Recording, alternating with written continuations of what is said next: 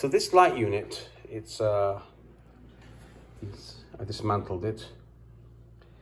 It has a string of LEDs all the way around, high intensity LEDs all the way around, coming to a wire.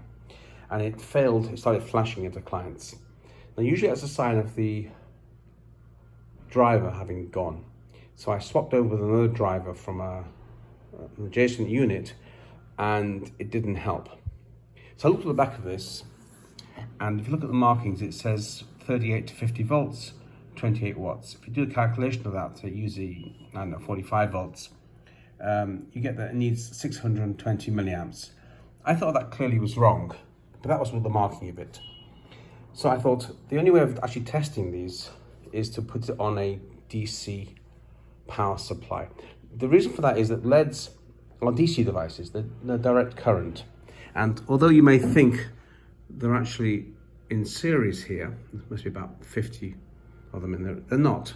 They're in groups of 6 or 7. A bit like I drew this, it's an array. If each LED is maybe 3 volts, you'd have like 4 of them at 12 volts, and then same there and there, and then basically that thing would be one 12-volt unit. But you could actually arrange it differently.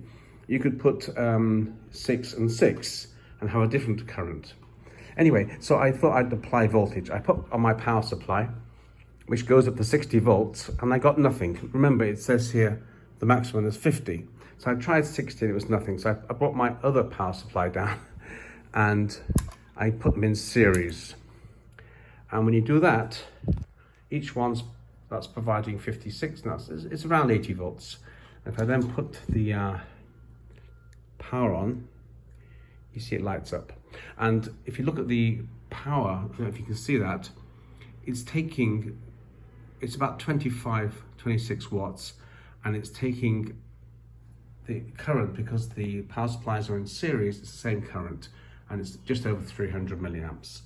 And that's your answer. That's the only way of checking a LED unit, is to put a DC power supply in it and see what the current and amperages are.